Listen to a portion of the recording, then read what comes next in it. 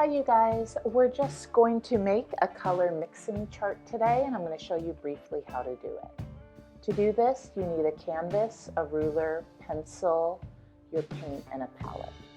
We're going to begin by just making a 1-inch grid on your canvas.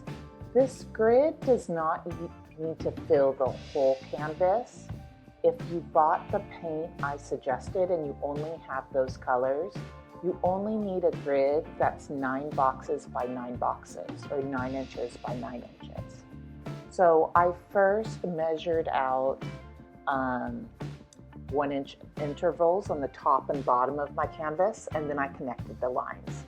My grid, I'm actually making, I think, like 11 columns. And now I'm going the opposite way. I'm measuring out 1-inch intervals and just connecting those lines again. So I just end up with a 1-inch grid over part of my canvas. Now this step is very important. I'm going to label my chart.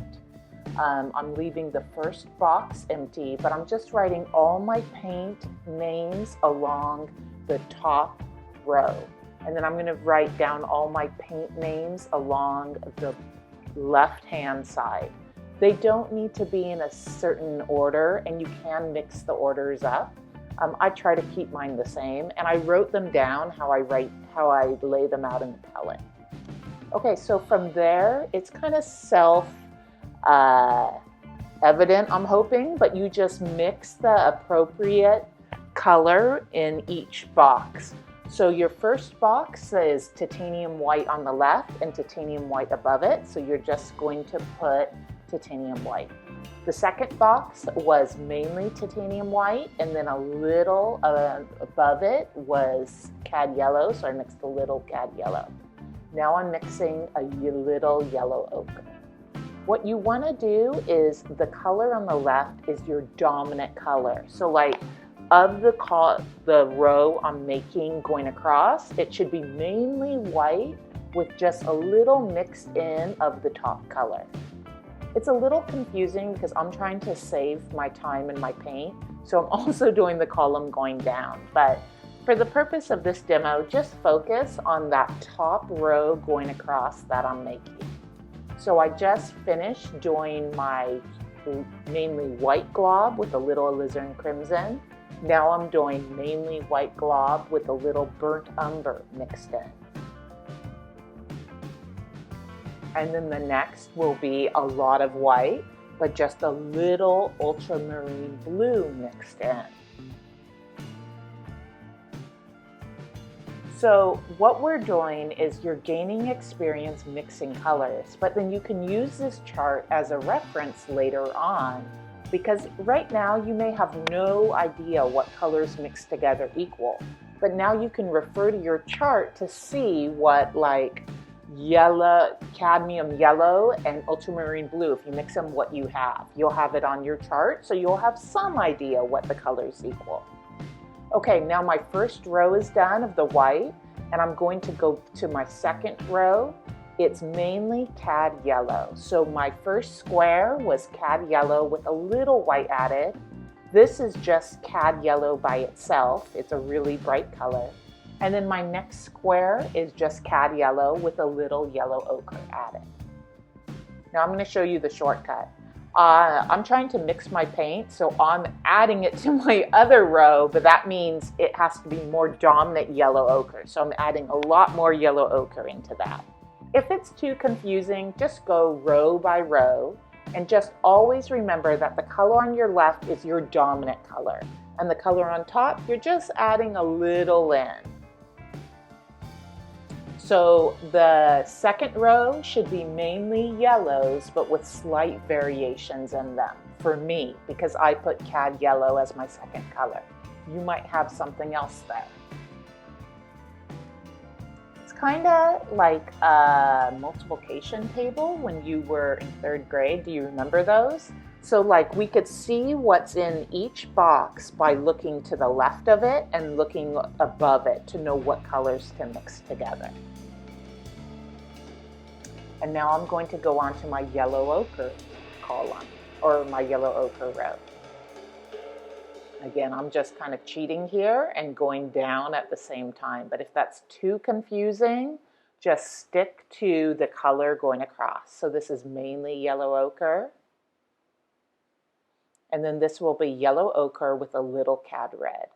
You may not see the difference on here on the demo, but hopefully when you mix it, you'll see the difference. And some colors might be pretty surprising to you what they make, and then other colors may be just what you expect. But be on a lookout for a color you really respond to, a color you really like. But it's always good to know how to make a purple. So try to check out what's going to make a really good purple. You could guess, or you could just see as you go. And also we want to look for a really good green. So what colors do we mix together to make a green? You might know that like blue and yellow make green, but after making this chart, you should be able to answer what blue and what yellow make the best green. I just did yellow ochre and phthalo blue, and it makes like a muddy green, not so good. Okay, so you're just going to fill in the chart following along. The most important rule is that the color on the left is your dominant color, and the color on top, you're adding just a little bit of it.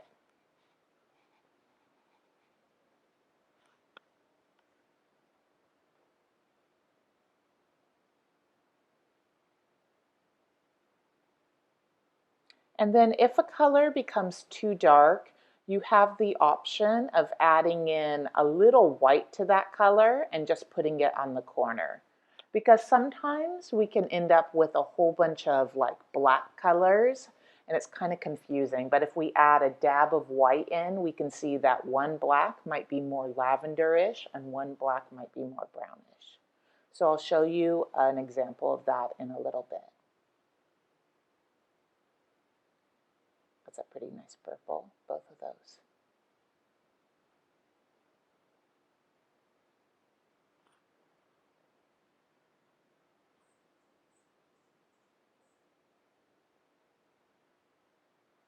See, I just tried to add a little white to that color so I could see what it was. Now this is my brown row and it's pretty brown what I'm doing.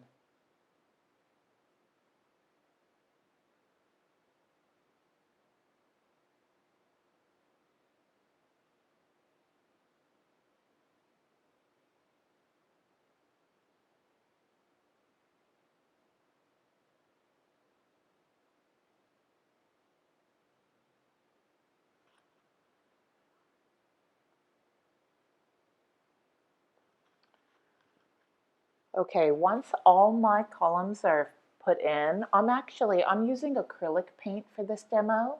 So I'm going back and letting the paint dry and then doing a second coat on some of these colors. And I'm just trying to like eyeball it and see where the paint is the thinnest and what could use a second coat.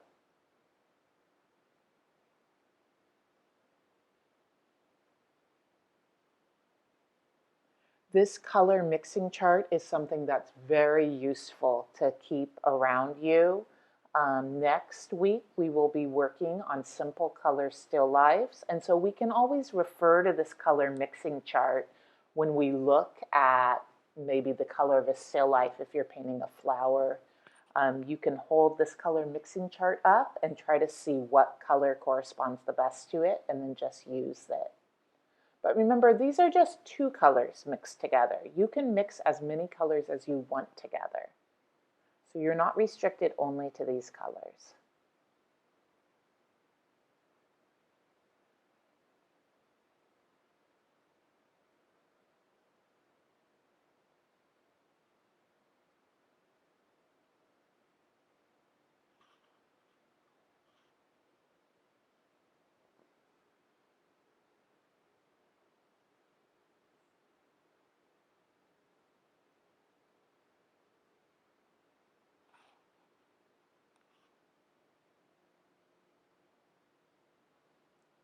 Okay, you guys, that's about it. I hope you enjoyed this. It can be a long process, but it's really important. Okay, thank you. Have a good day.